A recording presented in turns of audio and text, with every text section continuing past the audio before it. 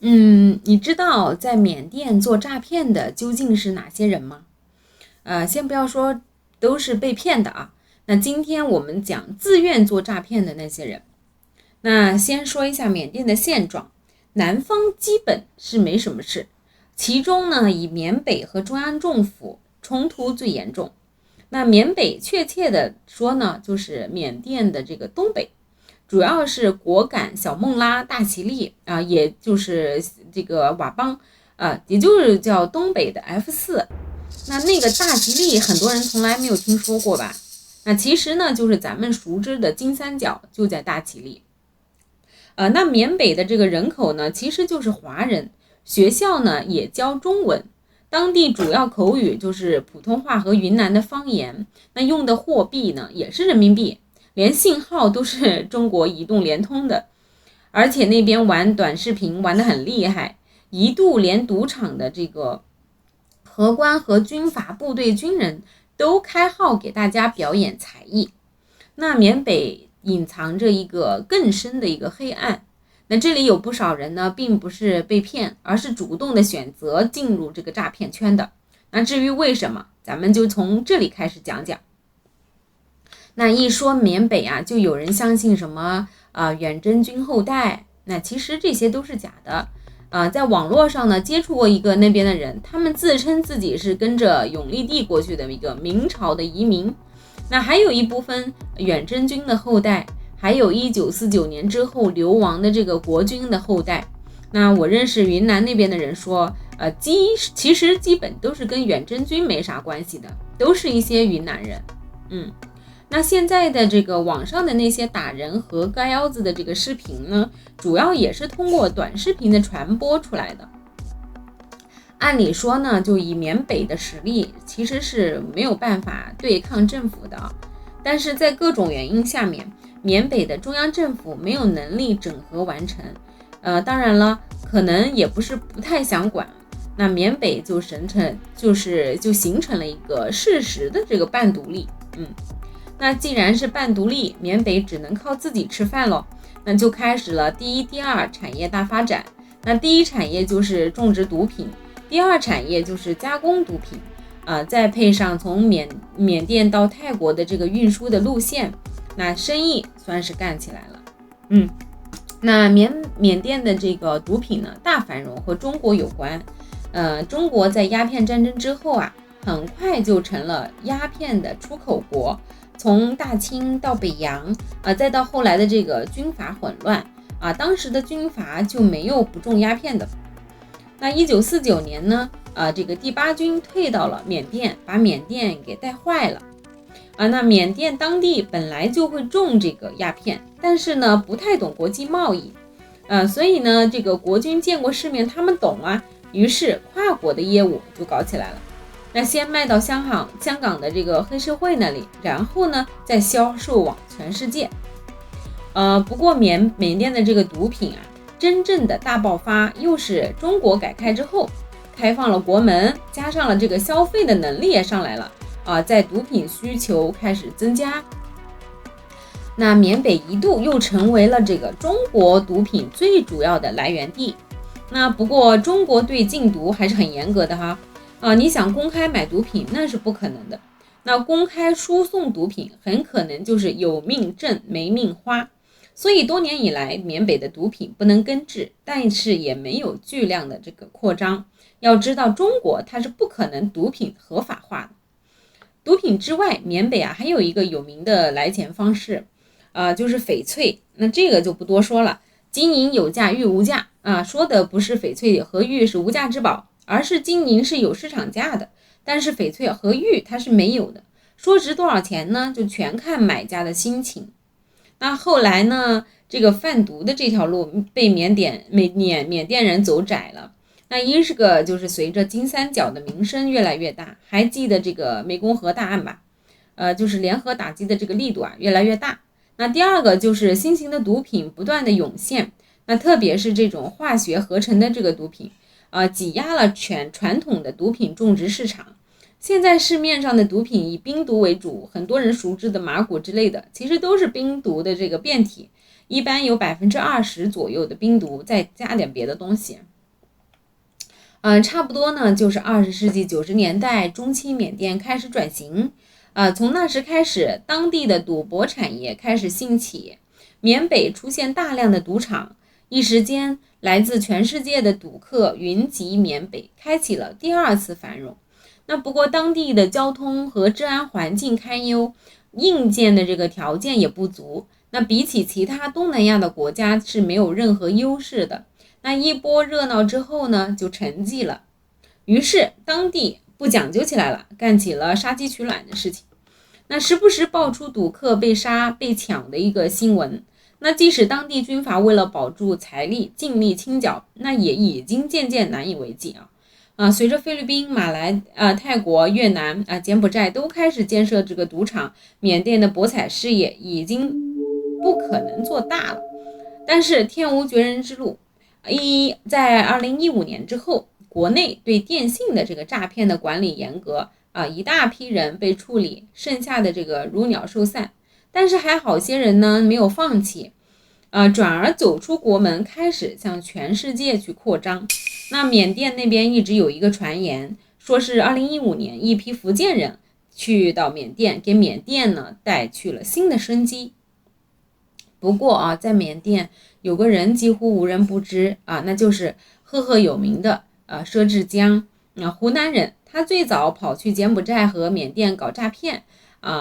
这个现在呢，缅甸到处都是诈骗园区，那就是这人最早搞出来的。不过最终做大的不是他，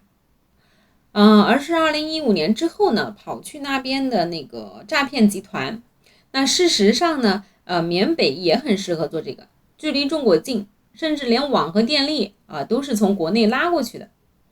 当地有大量的这个华人后代，很多会说普通话，那剩下的也会说一些云南话，生活习惯很接近。最重要的是当地的掌权的这个军阀需要资金双方有合作的基础，于是一拍即合。那在缅北的这个特殊的环境下几乎就是几种产业就是完全的这个融合进化，造出了现在的这个缅北的特殊的电诈形式。有很多人去缅北是偷渡的，看这边风声紧又跑回来，过些日子再去，一年来来回回好多次，没有统计出来。那瑞丽在这个疫情期间一直控制不住的这个病例也是因为这些人不断偷偷的来回跑，而且呢滞留在缅北都是干电诈的，就也有些是开赌场的、贩卖翡翠的、走私毒品的。那很多人理解不一样的是，就是绝大部分人去了缅甸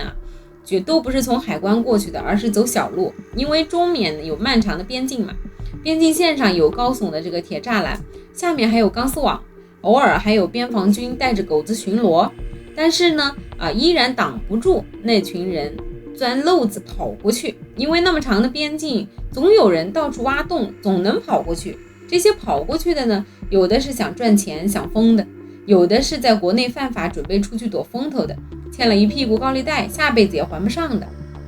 那这里还有一个情况要说明一下呢，在当地就参与电诈的这个人员95%以上都是华人和中国人，当地人很少参与。一般诈骗园区里当保安、门卫或者保洁的都是当地人。那缅北的这个军阀呢，就是总是给人一种好像很残暴的感觉。其实大家去搜一下虐杀华人的事，他们真没咋做。但是民间那些跑过去的人呢，就无所谓了，那属于民间斗殴，跟军阀们也没啥关系。那尽管那些诈骗组织骗到钱那是要和军阀去分账的。当地电诈的人员呢，就成分一般是分为几类首先就是处在头部那些老手，这些人呢，他入行早，有的是多年前在国内就开始，随着国内打击的这个力度加大，开始出海柬埔寨、缅甸、菲律宾、马来西亚，远的有的是去迪拜的，甚至有的还跑到非洲的。这些人有的做大以后就成了老板，就回国或者是去发达的国家去享受生活了，那生意会交给手下的人去打理。那有的人呢，问就是问他们呢，就是在海外投资矿产赚了钱。那有的没有干成老板的，还是打工身份的，但是就混成了一个高管，负责管理工作。那有的管理公司运营有的管理钱款出入有的负责手下员工培训、考核、奖惩这些人的收入呢也是非常高。那中小规模的公司的高管每月都是6位数朝上。这些年抓回来几个，动不动就赚好几个亿。此外呢，就是在国内走投无路、被通缉的、欠了永远还不完的高利贷的，他们基本上是永远都不会回来了。那这些人呢，是公司的骨干，大多真心投入、认真工作，对电诈有很强的认同感。他们分工不同，有的直接打电话，有的负责呢就是提供后勤，有的人员负责人员的出入，有的负责调动车手取钱，有的负责和当地人打交道。不过这2种人呢，一旦被抓住，大多是痛哭流涕，表示自己是被迫的，表示自己以前是个好人被坏人绑架过来的，在各种折磨下叫天天不应，叫地地不灵，如果不听话就会被割器官卖了，尸体呢挖坑埋掉，只得暂时的这个存身所以天天以泪洗面，期待国内有人来解救自己。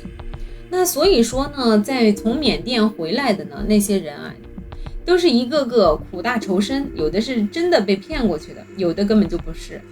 那上边说的这些人呢，就算是在那边被虐待，回国之后基本上都会被判刑，也就是最近很时髦的那个帮信罪最后才是这个被骗被胁迫的人了。那这种人的基本情况和以前说的这个打螺丝的接近，但是呢，大多家庭条件和学历会更低一些。那有的是不愿意去打螺丝，有的是希望有个更好的发展，同时还想着挣大钱。那这些人呢，比较踏实的会选择去发达国家，通过偷渡走线到当地去打黑工，饭店刷盘子，农场采摘种植，通下水道、修房顶、剪草坪等等。那一边呢是借着国外经济发达和汇率挣得比国内多一些的钱，一边呢是省吃俭用，东躲西藏，熬日子，想法子弄合法身份。那还有一些就是傻子，看了傻骗子的宣传视频，就真相信去那些不发达的地区可以挣到国内几倍、十几倍甚至几十倍的收入。跑过去之后，发现自己的口才和骗术没法达到组织的要求，想回国却发现回不来了。那人家向他要家里这个要赎金，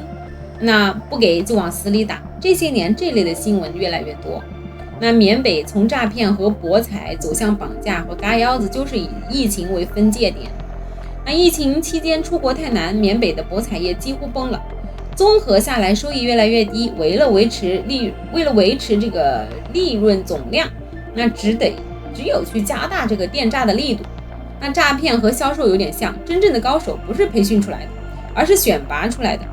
那大部分人根本干不了这个事儿，哪怕他们干这个的意愿很强，那就